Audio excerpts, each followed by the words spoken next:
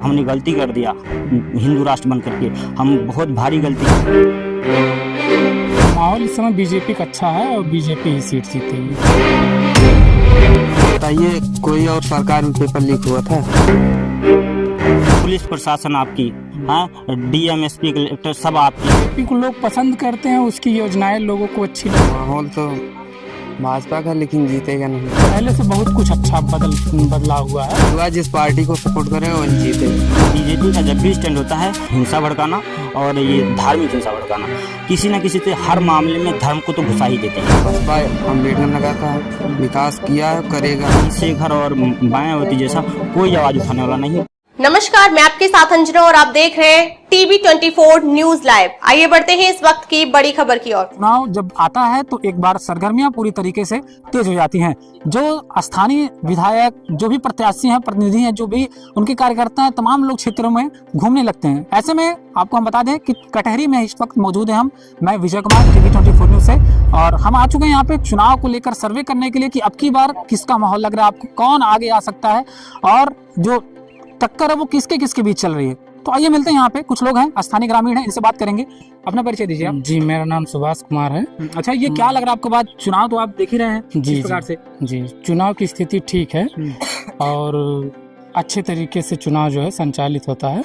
हमारे ग्राम पंचायत के लोग बहुत शांतिपूर्ण तरीके से रहते हैं। इसे क्या लग रहा है कि किसका माहौल लग रहा है आपको? माहौल इस समय बीजेपी का अच्छा है और बीजेपी ही सीट जीतेगी। क्यों बीजेपी जीत रही है? बीजेपी को लोग पसंद करते हैं, उसकी योजनाएं लोगों को अच्छी लगती हैं और बीजेपी कार्यशैली अच्छी है।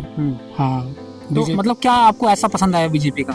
जैसे बीजेपी की तमाम योजनाएं हो गई, जैसे ग्राम पंचायत में टंकी लग रही है, नाली खड़ंजा चक्रोट हो गया और सारी योजनाएं हो गई, लाइट हो गई। पहले लाइट कम आती थी, आज लाइट ज़्यादा आ रही है, तमाम चीज़ें हैं। लेकिन देखा जाए जो युवा वर्ग के लोग हैं वो तो कहते हैं भैया बीजेपी में पेपर लीक होता है।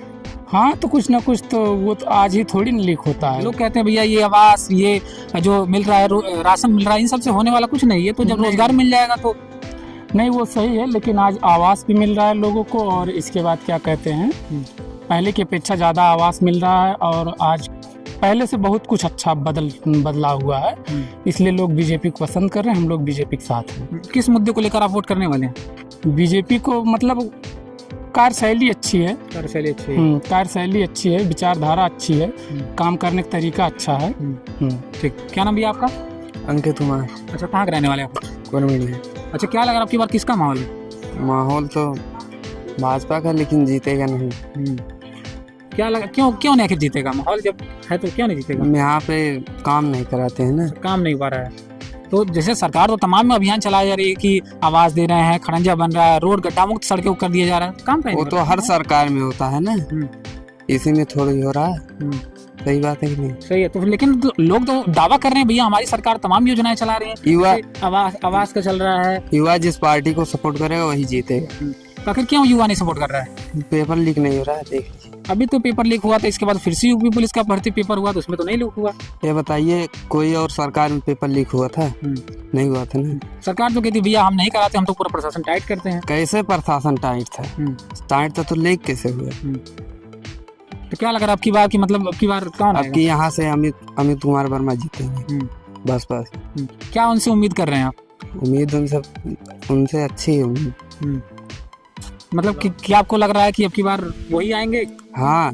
किस मुद्दा, क्या मुद्दा होने वाला आपका? मुद्दा ये होने वाला कि हमारे जिले का विकास हो गया, विधानसभा का, और बसपा अम्बेडकर नगर का विकास किया है, करेगा। जी, यहाँ पर दिखता है ना। क्या नाम आपका? उमेश कुमार सर।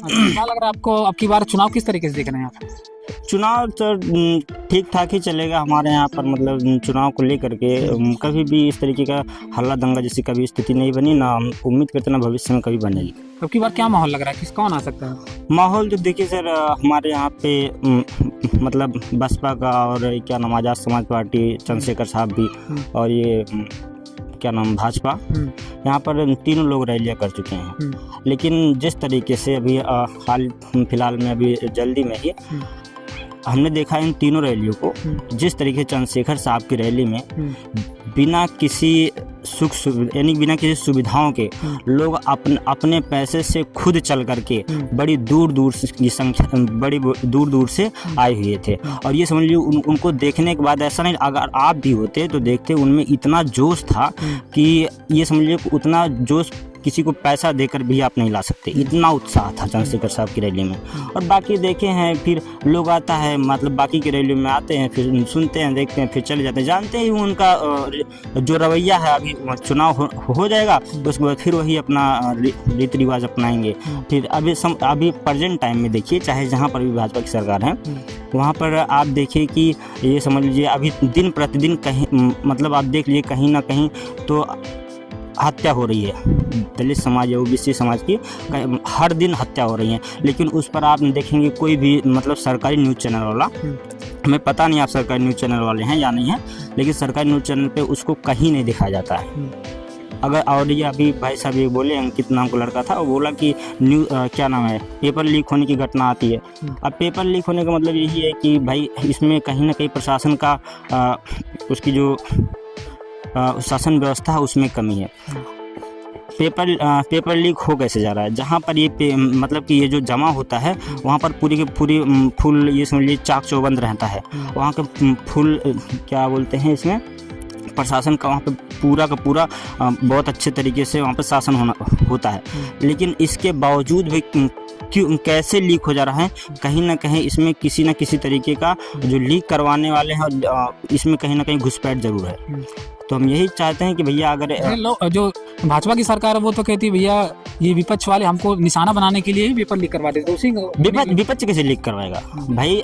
सत्ता में आप हैं, सारे के सारे जो चाहे शासन हो मतलब चाहे राष्ट्र देश स्तर की बात हो चाहे राज्य स्तर की बात हो, सारे के सारे काम आपके अंदर में हो रहे हैं। विपक्ष उसमें क्या कौन सा रोल अदा करेगा? पुलिस प्रशासन आपकी, हाँ, डीएम एसपी कलेक्टर सब आपके, उसमें विपक्ष क्या करेगा? आपकी बात क्या मुद्दा होगा आपका? मुद्दा देखिए साहब यही है कि जिस तरीके से मतलब संसद में जिन जिन चीज़ों पर बात होनी चाहिए उन चीज़ों पर मौजूदा सरकार कोई बात नहीं करती। जैसे शिक्षा का बात नहीं करती, रोजगार का 1% बात नहीं करती है। और यहीं पर देख लीजिए आज़ाद समाज पार्टी अभी जब भी संसद में उनका वीडियो बाहर आता है यूट्यूब चैनल के माध्यम से, न्यूज़ चैनल के माध्यम, हमें पता है उनका सरकारी न्यूज़ चैनल वाले तो दिखाएंगे नहीं, क्योंकि उनको सिर्फ दंगा कराने वाला जो न्यूज़ होता है वही उनको दिखाने में बहुत मज़ा आता है। तो उनका जब भी आता है वो शिक्षा के मसले पर उठाएंगे, रोजगार के मसले पर उठाएंगे, बाकी पार्टियों के भी लोग उठाते हैं। लेकिन बीजेपी का जब भी स्टैंड होता है जातिगत ये समझ लीजिए कि हिंसा भड़काना और ये धार्मिक हिंसा भड़काना, किसी न किसी से हर मामले में धर्म को तो घुसा ही देते हैं। अगर आपको यकीन ना हो तो आपको खुद मीडिया चैनल वाले हैं, आप खुद लोग कह रहे हैं कि भाई बीजेपी सरकार में जो राम मंदिर बन गया इस पे क्या कहेंगे? देखिए साहब, राम मंदिर का जहाँ तक बात है ये मतलब किसी पर्टिकुलर धार्मिक लोगों का अपना एक उनका क्या बोलते हैं उनका अपना मानने का एक रीति रिवाज है। भाई हर किसी को अपने अपने धर्म की आज़ादी है, तो ये तो हमारे ये इसको तय कर मतलब कि किसी का धर्म रहेगा कि नहीं रहेगा ये तो हमारे देश की शासन व्यवस्था तय करेगी। और हमें मतलब सरकार को इस बात का मतलब कोई अधिकार नहीं किसी को धार्मिक भावनाओं को ठेस पहुंचाए। भाई अगर तो आप हिंदू का जितना साथ दे रहे हो उतना मुस्लिम का दो, उतना सिख का, उतना बौद्ध का, उतना जैन का, उतना पारसी का, सारे धर्मों का आप साथ लेकर चलिए ना। आप किसी एक धर्म के सरकार में जो भी शासन जिसका भी शासन रहना चाहिए वो हर एक धर्म के प्रति तटस्थ होना चाहिए, उसका ये सबसे बड़ा कर्तव्य बनता। भाई आप किसी एक धर्म से तो आए नहीं हो, आपका पर्टिकुलर धर्म हो सकता है, लेकिन आप वहाँ जिस कुर्सी पर बैठे हो आप पूरे देश के शासक हो, किसी एक धर्म विशेष के शासक नहीं। अगर आप मतलब अभी समझ लीजिए हमारे देश में किस चीज़ की बात हो रही है, हिंदू राष्ट्र की। अभी आप देख लीजिए नेपाल हिंदू राष्ट्र था ना, इसको कोई नहीं कह सकता कि नहीं था। हिंदू राष्ट्र अभी क्या नाम है न्यूज़ चैनल के माध्यम से वो खुद बयानबाजी करता है कि हमने गलती कर दिया हिंदू राष्ट्र बन करके, हम बहुत भारी गलती की है, भुगत रहा उसका खामियाजा। अब वो सोच रहा हम गलती कर दिए, हम भी खास लोकतांत्रिक देश होते। और हमारे देश के कुछ जो धार्मिक कट्टर लोग हैं जो मतलब ऐसा नहीं है कि वो अपने मन से ही हो गए, उनको लोग भड़काने में भी कामयाब हो जाते हैं।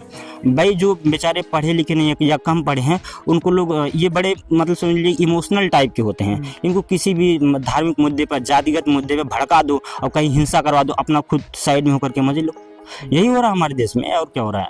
वाह। अब की बार पूरा मतलब श्योर है कि अब की बार देखिए साहब, श्योर तो अभी हम कुछ रुकिए, अभी हम ये बात तो नहीं कह सकते, लेकिन देखिए अगर सही मायने में अगर जो देश की जनता है सही सही मुद्दे पर अगर जो चीज़ फंडामेंटल ये नीड्स हैं, लोगों के फंडामेंटल नीड्स हैं, जैसे शिक्षा, स्वास्थ्य, रोजगार, ये सब, सड़क, पानी, ये सब, इन बातों पर अगर बात हो ना, सही मायने में संसद में चंद्रशेखर और मायावती जैसा कोई आवाज़ उठाने वाला नहीं। बाकी किसी पार्टी को देख लो, कोई धर्म के मामले पर लड़ाई करवाने के लिए फिर रहा है, कोई जाति के मामले पर, इस तरीके से लोग चल रहे हैं। आप मतलब संसद की सारी वीडियो जगह देख सकते हैं, आप तो खुद न्यूज़ चैनल वाले हैं, आपको सारी बात पता होगी। धन्यवाद आपका।